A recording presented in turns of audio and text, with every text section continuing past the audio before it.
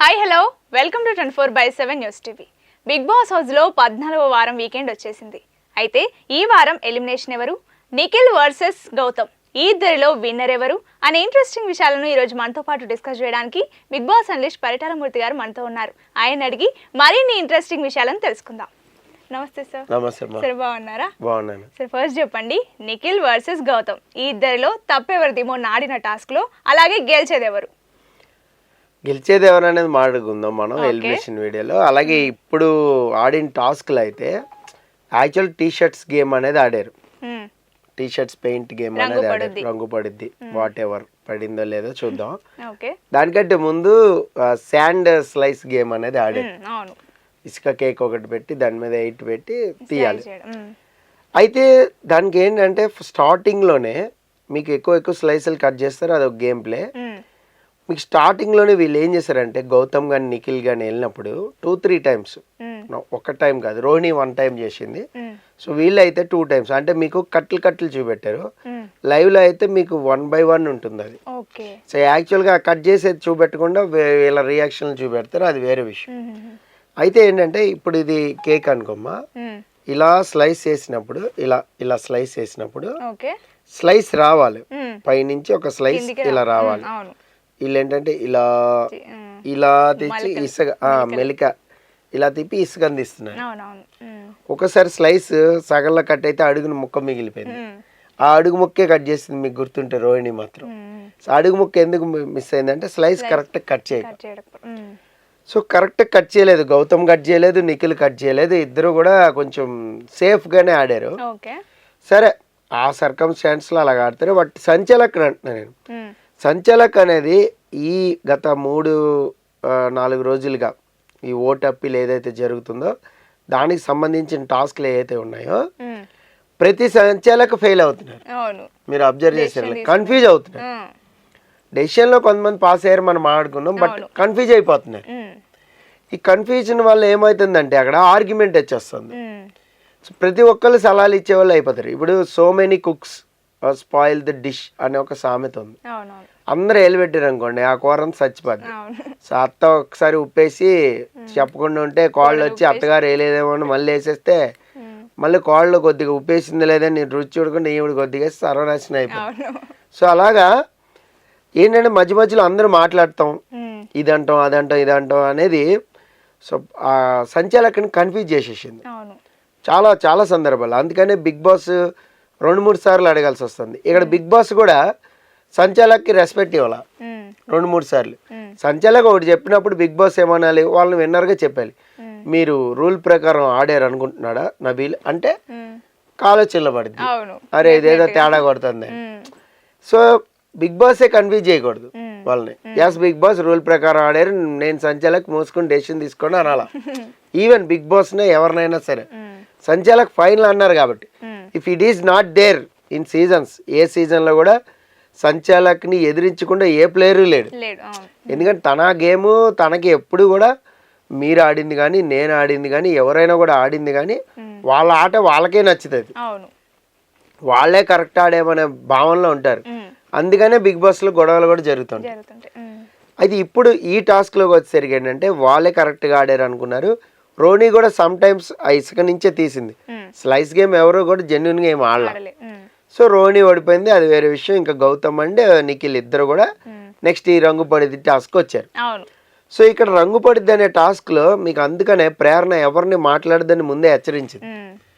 నేను డెసిషన్ చెప్తా, రైటా రాంగ్ అనేది నేను తర్వాత మాట్లాడుకుంటా, మీరు ఎవ్వరు నాకు చెప్పొద్దు, అరవద్దు, మాట్లాడద్దు. కామ్గా కూర్చున్నారు. టీ షర్ట్ని చెక్ చేస్తుంటే కామ్గా కూర్చున్నారు. ప్రేరణ సెకండ్ రౌండ్లో రాంగ్ డెసిషన్ ఇచ్చింది. యాక్చువల్గా నిఖిల్కి ఎక్కువ ఉంది పెయింట్, గౌతమ్కి తక్కువ ఉంది. ఫస్ట్ అయితే ఫెయిర్గానే వచ్చింది గౌతమ్. సో దాని గురించి కూడా చెప్తా మళ్ళీ. ఫస్ట్ది ఫెయిర్ అన్నారు కదా అనొద్దు, అది కూడా ఫెయిర్ కాదు చెప్తా. సెకండ్ రౌండ్ నిఖిల్కి అడ్వాంటేజ్ ఇచ్చేసింది, నిఖిల్ గేమ్ అని చెప్పేసింది. కానీ సెకండ్ రౌండే గౌతమ్ గెలిచాడు. సెకండ్ రౌండ్ గౌతమ్ గెలిచాడని చెప్పుంటే అక్కడే అయిపోయింది, థర్డ్ రౌండ్ ఉండేది కాదు ఇంకా. సరే పోనీ బ్యాలెన్స్ చేద్దాం, బెనిఫిట్ ఆఫ్ డౌట్ లో చెప్పింది అనుకుందాం. ఫస్ట్ ఏమంది, ఫస్ట్ రౌండ్ లో బెనిఫిట్ ఆఫ్ డౌట్ డ్రా చేస్తా అంది. అంటే ఎంత కన్ఫ్యూజింగ్ లో ఉందో చూడండి. సో బిగ్ బాస్ ఏమన్నాడు, ఎవరో ఒకళ్ళు నిర్ణయం చెప్పాల్సిందే అన్నాడు. అప్పుడు ఏం చెప్పింది, గౌతమ్ అని చెప్పింది. ఇంకా అంటే ఏంటంటే ఒక డైలమాలో ఉంది, ఎక్కడ ఎలా కన్సిడర్ చేయాలి అని. ఇలాంటి పెయింట్ టాస్క్లు ఏంటంటే ఎక్కడ వైట్ మిగిలి ఉంటుందో దాన్ని కన్సిడర్ చేయాలి ఆ లెంత్ని. ఇప్పుడు లాస్ట్ టైం ఇలాంటి టాస్క్ ఆడినప్పుడు సంచాలకుగా ఎవరున్నారు గుర్తులేదు, ఈ వైట్ టీ షర్ట్ ఏది ఉందో వైట్ టీ షర్ట్ ఎంత పార్ట్ ఎక్కువ ఎన్ని పార్ట్లు ఉన్నాయో చూసుకుని విన్నర్ని ప్రకటించారు. దాన్ని బట్టి తక్కువ రంగు పడిన టీ షర్ట్ అని నిర్ణయించారు. అంటే ఇప్పుడు నిఖిల్ గౌతమ్ ఉన్నారు, గౌతమ్ షర్ట్ అంతా పెయింట్ అయిపోయింది అనుకోండి, ఎక్కడైనా వైట్ ప్యాచ్లు ఉన్నాయి 1 2 3 4 5 10 వైట్ ప్యాచ్లు ఉన్నాయి రైట్, అవి లెంత్ నార్మల్ యావరేజ్ లెంత్ పక్కన పెట్టాలి. ఇప్పుడు ఈయన దగ్గర 12 ఉన్నాయి యావరేజ్, ఈయన గెలిచినట్టు అట్లా చేసుకోవాలి. అట్లా కాకుండా ఇంకా చెట్టు పైకెత్తు, సంకల్ పైకెత్తు, వెనక్కి తిరుగు, ఈపు చూపించు, ముందుకు రా, టీ షర్ట్ లాగి, ఇదంతా వేస్ట్ సంచలనం, అనవసరం. ఎవరిది వైట్ శాతం ఎక్కువ ఉంది అనేది అదే తీసుకోవాలి, అదే తీసుకుని ఇచ్చేయాలి. సో అక్కడ డెసిషన్ అయితే ఫస్ట్ది రాంగ్ అని ఎందుకంటే సెకండ్ది అక్కడ నిఖిల్కి చాలా ఎక్కువ పెయింట్ ఉంది, సో అది రాంగ్. సరే ఓకే పక్కన పెడదాం. ఫస్ట్ రౌండ్లో గౌతమ్ వేరే పెయింట్ తను పూసేసుకున్నాడు, పెయింట్ పూసేసుకున్నాడు రెడ్ పెయింట్, అంటే బ్లూ కనపడకుండా. ఇది అసలు పౌల్ కదా, పౌల్ని నువ్వు ఎలా కన్సిడర్ చేసి విన్నర్ చేసేసినావు ఫస్ట్ రౌండ్లో గౌతమ్ పౌల్ ఆడాడు, చెప్పాలి. ఒక వార్నింగ్ ఇచ్చిన నా ఇష్టం అన్నాడు మధ్యలో, అట్లా చేయొచ్చా?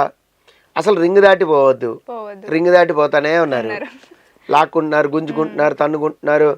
So sometimes personal revenge కూడా తీర్చేసుకుంటున్నారు. సమ్ టైమ్స్ ఏమైంది, నన్ను కొట్టావు, ఇక్కడ దవడ మీద కొట్టావు, గుద్దినావు అన్నాడు నిఖిల్. యాక్చువల్గా అక్కడ ఏమైందంటే ఇది షోల్డర్ అనుకోండి, ఇలా పోయడానికి వెళ్ళాడు, ఇలా పోయడానికి వెళ్ళినప్పుడు ఇక్కడ టక్ మంది తగిలింది, ఇలా తగిలింది, తగలలేదు అన్నట్ల. నేను స్లో మోషన్లో కూడా చూసిన తగిలింది. దాని తర్వాత ఈ ముంజేయి ఉంటుంది కదా, ఈ ముంజేయి కూడా ఇక్కడ తగిలింది దవడ మీద, సరే డొక్కలో తగిలింది. నిఖిల్ అయితే కాలు పట్టుకుని లాగినప్పుడు అక్కడ ఆ మోకాలది ఉంటుంది కదా, అది దాని ఫ్లోర్కి తగిలింది గట్టిగా, సెకండ్ లెగ్ది. సో ఇలాగా ఇద్దరికే డ్యామేజ్ లేని. అక్కడ ప్రేరణ ఏం చెప్తుంది, ఇద్దరు ర్యాష్గానే ఆడుతున్నారు, ఇద్దరు చూసుకుని ఆడని నేను చెప్తున్నా. అంటే ప్రేరణ మాట వినట్లే, అక్కడ నిఖిల్ తరఫున మాట్లాడుతున్నాడేమో అని గౌతమ్ ఆవేశపడిపోతా ఉన్నాడు. అయితే ఇంకొకటి ఏంటంటే గౌతమ్ వర్సెస్ నిఖిల్ మధ్యలో గొడవ. ఆ గొడవకి మెయిన్ రీజన్ ఏంటి, ఈ పెయింటింగ్ దగ్గర ఏదైతే దెబ్బ తగిలింది అన్నారో, ఏదైతే లాగేసినా ఉన్నారో, కొట్టేసినా ఉన్నారో, దీని మీద గొడవ అవుతూ వెళ్ళి కూర్చో అన్నాడు ఫస్ట్ గౌతమ్ అన్నాడు. అంటే ట్రిగ్గర్ చేసినట్టుగా ఇసురుగానే అన్నాడు, నువ్వే కూర్చోబే అన్నాడు. ఆ బే అనేదాన్ని పట్టుకున్నాడు. అట్లా ఎట్లా అంటావు, ఇది డిస్రెస్పెక్ట్ కాదా అని గౌతమ్ ఇక దొరికాడు కదా, ఇక దొరికినప్పుడు వదలొద్దు ఛాన్స్. మొన్న అన్నప్పుడు నువ్వు అంతా రెచ్చిపోయినావు కదా, ఇప్పుడు నువ్వు ఎట్లా అన్నావు? మొన్న అన్నప్పుడు నువ్వు మూసుకుని కూర్చో అన్నందుకు నన్ను అన్నావు, అదే అన్నావు. Housemates dear housemates అనిపోయి వెళ్ళిపోయి హౌస్ మేట్స్ మద్దతు నుంచి తెచ్చుకున్నాడు. సో లాస్ట్ టైం నన్ను మీరు ఫింగర్ పాయింట్ చేశారు, సో మరి నేను అన్నందుకు మరి ఇప్పుడు నిఖిల్కి చెప్పరెందుకు అని నువ్వు చెప్పేవరకు ఆగబ్బా చెప్తున్నాడు. అక్కడ ఆల్రెడీ విష్ణుప్రియ నేను చెప్పినా నిఖిల్కి, నువ్వు చెప్పేవరకు ఆగుతులా అంది. అయినా నిన్ను మూసుకుని కూర్చో అనే దానికి మేము అనలేదు, వాడుకుని వదిలేసావు అనే పాయింట్ మీద మేము మాట్లాడాము. అక్కడ నబిల్ కూడా స్టాండ్ తీసుకున్నాడు నిఖిల్కి. అయితే ఇక్కడ ఇంకొకటి ఏంటంటే నిఖిల్ గౌతమ్కి మనస్ఫూర్తిగా ఏం సారీ చెప్పలే, అసలు ఏదో ఫార్మాలిటీగా చెప్పేసిండు సారీ అని అంతే. సరే నువ్వు ఫీల్ అయ్యి ఉంటే ఐఎమ్ సారీ అని. అంతకు ముందు గౌతమ్ కూడా అదే అన్నాడు, అది నీకు డిస్రెస్పెక్టబుల్ గా అనిపిస్తుంది కాబట్టి ఐఎమ్ సారీ అని. సో అలాగే కొద్దిగా ఎటగారంగా అలాగే అన్నాడు నిఖిల్ కూడా. ఇక్కడ మనస్ఫూర్తిగా అయితే ఏం అపాలజీస్ అయితే ఏం చెప్పలా, నాకు తగిలినందుకు నేను మాట్లాడినా, పోబే అన్నా అంతే, వెళ్ళి కూర్చోబే అన్నా అంతే కదా అనే ఇదిలో ఉన్నాడు. అక్కడ గౌతమ్ ఏంటి, నువ్వు నోరు జారి అన్నావు కదా, అన్నందుకు నాకు అలా ఫ్లోలో వచ్చిందంటే నేను క్షమించేవాడిని అని గౌతమ్ అంట. యాక్చువల్గా ఆ మాట అంటే నిఖిల్ది తప్పు, 100% తప్పు, దాన్ని మనమే వెనకేసుకు రావట్లేదు. కానీ అక్కడ మనస్ఫూర్తిగా సారీ కూడా చెప్పలే, అది ఇంకా తప్పు.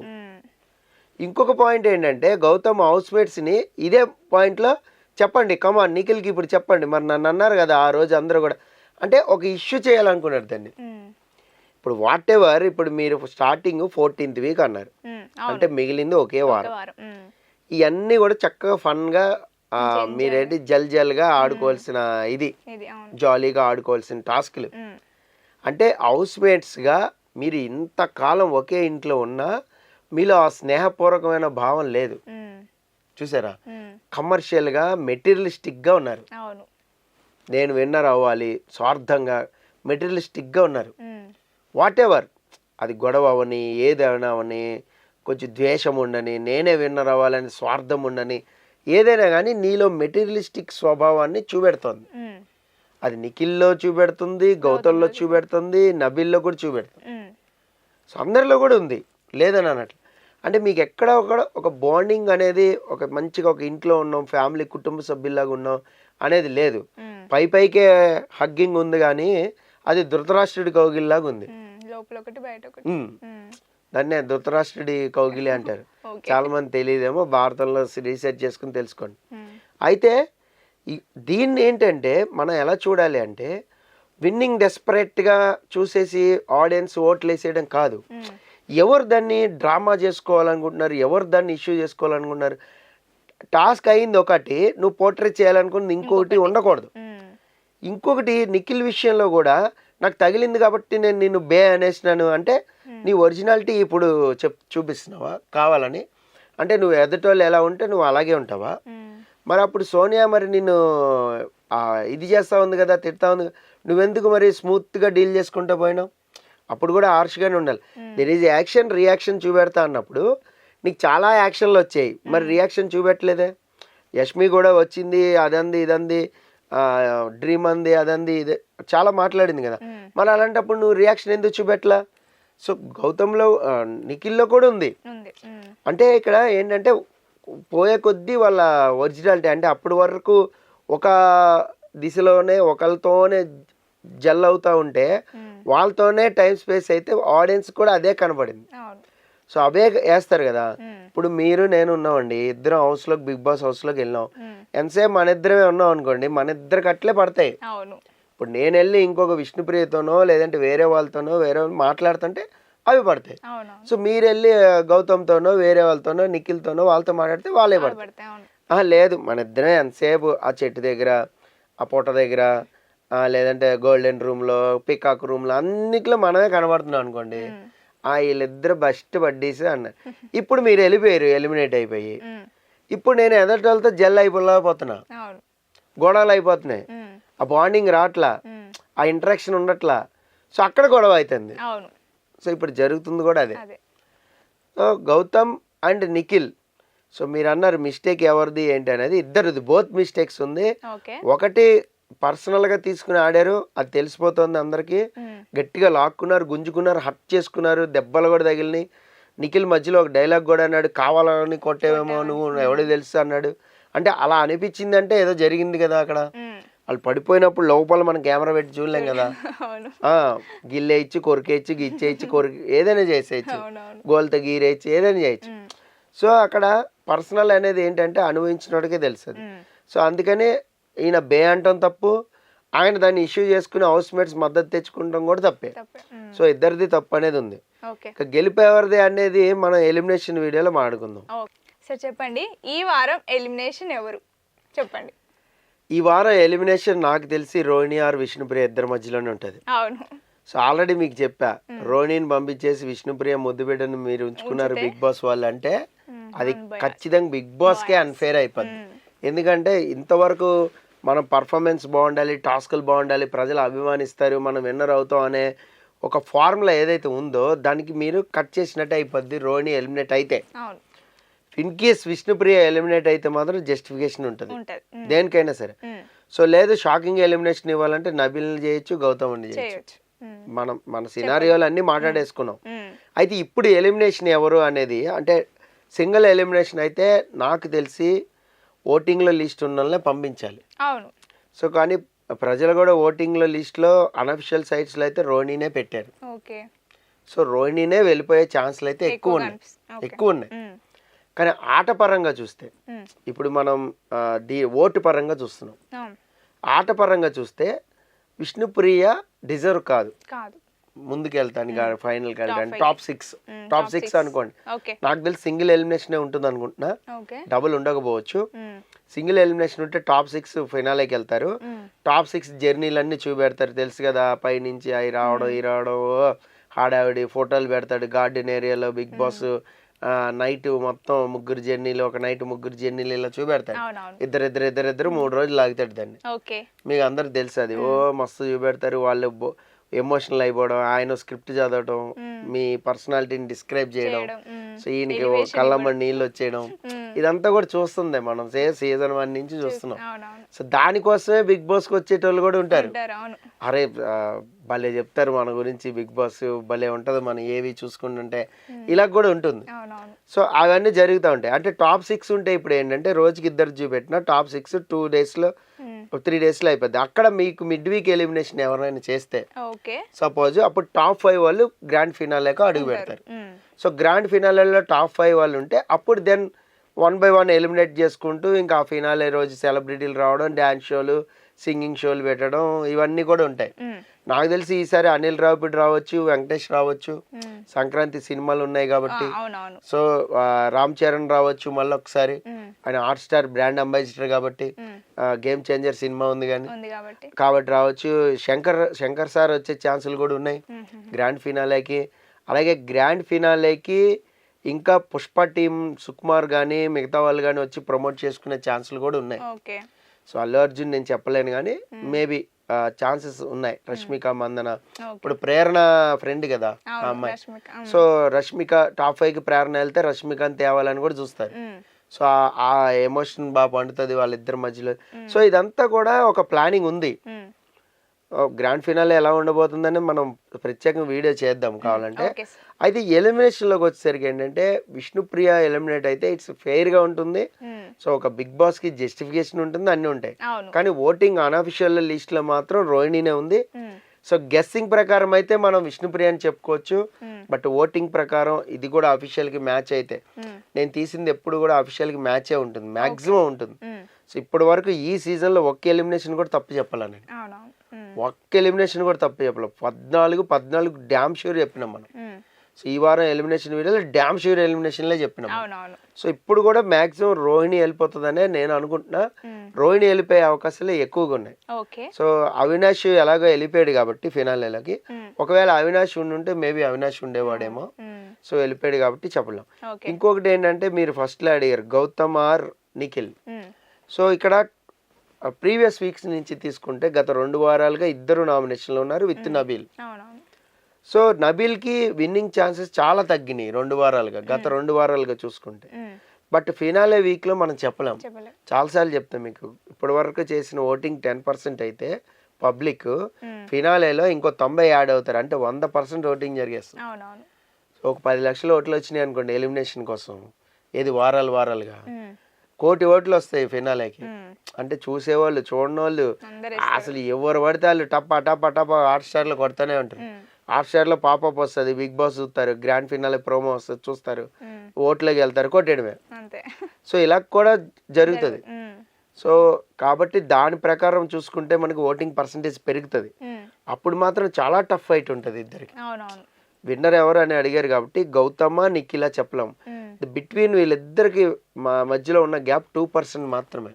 యాక్చువల్గా 10 లక్షల ఓట్లు పడినాయి అంటే 2% డిఫరెన్స్ అంటే ఎంత, ఒక 20,000 ఓట్స్ మాత్రమే డిఫరెంట్ ఉన్నట్టు ఇద్దరికి. అంటే 10 lakhs ఓట్లే పడితే 20,000 డిఫరెన్స్ ఉంటే 1 crore ఆ 20,000 మీకు ఇది చేయడం, ఓవర్టేక్ చేయడం అనేది పెద్ద కష్టమేం కాదు. ఇద్దరు గౌతమ్ అయినా చేసి ముందుకు వెళ్ళిపోతాడు, లేదా నిఖిల్ అయినా కూడా ఆ ప్లేస్ స్టాండర్డ్ గా పెట్టుకుంటాడు. అంటే ఇన్ బిట్వీన్ గౌతమ్ అండ్ నిఖిలే అన్అఫిషియల్ పోలింగ్ లో మనకు ఉంది. బట్ అఫీషియల్ పోలింగ్ లో మేబీ ఏమైనా నబీల్కి కూడా పడితే నబీల్ అండ్ నిఖిల్కి కూడా పోటీ ఉండొచ్చు. ఇప్పుడు నబీల్ అండ్ ప్రేరణ చాలా టఫ్ ఫైట్ ఉంది, వాళ్ళిద్దరికి 1% తేడా ఉంది. సో 1% తేడా అంటే 10,000 ఓట్లే తేడా ఉంది. చాలా ఈజీగా ప్రేరణ కూడా ఓవర్టేక్ చేయొచ్చు. అప్పుడు నిఖిల్ కి ప్రేరణకి పడచ్చు, గౌతమ్ కి ప్రేరణకి పడచ్చు, నబీల్ ప్రేరణ కూడా విన్నింగ్కి వెళ్ళొచ్చు, నిఖిల్ కూడా డౌన్ అయిపోవచ్చు కదా. సో అవినాష్ ఉన్నాడు, అవినాష్ ఓటింగ్ పర్సంటేజ్ మనకు తెలుసు. ఫస్ట్ ఎలిమినేట్ అయ్యేది అవినాష్ ఫినాలేకి వెళ్తే, టాప్ 6కి వెళ్తే, తర్వాత విష్ణుప్రియ వెళ్తే విష్ణుప్రియ, లేదంటే రోహిణి వెళ్తే రోహిణి. వీళ్ళు విన్నర్ డిసైడ్ అయిపోతారని నేను అనుకోవట్లేదు. విష్ణుప్రియని కాపాడినా కూడా విన్నింగ్ క్వాలిటీ వరకు అయితే విష్ణుప్రియ వెళ్ళలేదు, అందులో డౌట్ లేదు. ఎందుకంటే స్టార్టింగ్లో ఉండే 25-30% వరకు ఉండే ఓటింగ్ పర్సంటేజ్, కానీ పోగొట్టుకున్న తర్వాత గేమ్ త్రూ డౌన్ అవుతా వచ్చింది. మిడ్ వీక్ లో ఎలిమినేట్ అవుతారు కదా, వాళ్ళకి కొంచెం అన్యాయం జరిగినట్టు అనిపించదా? ఎందుకంటే లాస్ట్ వరకు ఉంటే ఓటింగ్ పెంచుకోవచ్చు కదా. మిడ్ వీక్లో ఎలిమినేషన్ అనేది అన్యాయం జరిగినట్టు ఉండదు. మిడ్ వీక్ ఎలిమినేషన్ అనేదే 2 days ఓటింగ్ తీసి చేసేది. ఓకే, 2 daysలో ఎవరు బాటంలో ఉన్నారు. ఇప్పుడు మొన్న మిడ్ వీక్ జరిగింది, ఆదిత్య ఓం అండ్ నైనిక ఇద్దరిని మిడ్ వీకే చేశారు. మీకు గుర్తుందా లేదా? వీకెండ్ చేయలే వీళ్ళని. ఓకే, వీకెండ్ చేయలే. ఆదిత్య ఓం వీకెండ్ వచ్చిండు, నైనిక అండ్ ఆదిత్య ఓం మిడ్ వీకే వెళ్ళారు. వీళ్ళు మిడ్ వీక్లో ఇద్దరిలో ఒకరిని పంపించారు. సో మిడ్ వీక్ ఎలిమినేషన్ అనేది ఏంటంటే ఆ 2 రోజులు ఓటింగే తీసుకుని పెడతారు. నేను అనేది తర్వాత వాళ్ళకు పెరిగే ఛాన్సెస్ కూడా ఉంటాయి కదా అని. ఆ 2 రోజుల్లో మిరాకిల్ జరగదు కదా, అదే చెప్తున్నా మీకు. ఏంటంటే బిట్వీన్ 2% 3% అనేది పెరుగుతుంది. ఇప్పుడు చూడండి, నిఖిల్ 24% ఆర్ 23% ఉన్నాడు అనుకుందాం. బాటంలో ఉన్న వాళ్ళు 10% ఉన్నారు. ఎంత తేడా ఉంది? 13% తేడా ఉంది. 13% తేడాని మీరు 2 రోజుల ఓటింగ్తో కొడితే ఇంపాసిబుల్. ఓకే, అంటే టాప్ 5 అనే పేరు మిస్ అవుతుందేమో అని, అంతే. టాప్ 5 అనేది మిస్ అవుతుంది. టాప్ 6లో ఉంటారు కదా. ఇప్పుడు మిమ్మల్ని మిడ్ వీక్ ఎలిమినేషన్ చేయాలా, నేను డబుల్ ఎలిమినేషన్ చేశాను అనుకోండి, అది ఫెయిరేగా. అది ఫెయిరేగా. అది ఫెయిర్ అయినప్పుడు ఇది ఫెయిర్ అవ్వాలి. మిడ్ వీక్ ఇంకా 3 రోజులు ఉంచాం మిమ్మల్ని, ఫినాలే ఎలా ఉంటుంది అనేది మీరు చూడబోతున్నాం. సో అది పెద్ద ప్రాబ్లం ఉండదు. లాస్ట్ టైం కూడా మీకు కొన్ని టాప్ 6కి వెళ్ళినప్పుడు మిడ్ వీక్ ఎలిమినేషన్లు జరిగినాయి. అలాగే సాటర్డే కూడా వచ్చి సాటర్డే సండే ఫైనల్స్ జరిగినవి కూడా ఉన్నాయి హిందీలో, గ్రాండ్ ఫినాలే. సో అప్పుడు కూడా హోస్ట్ వచ్చి ఎలిమినేట్ చేసాడు ఇద్దరిని. సో అది కూడా ఉంటుంది. సో కాబట్టి అది ఫెయిర్ గానే ఉంటుందని నేను అనుకుంటున్నా. ఇప్పుడైతే మనకి రోహిణి వెళ్ళిపోయే ఛాన్స్లు అయితే కనపడుతుంది. Okay sir, thank you sir. Thank you.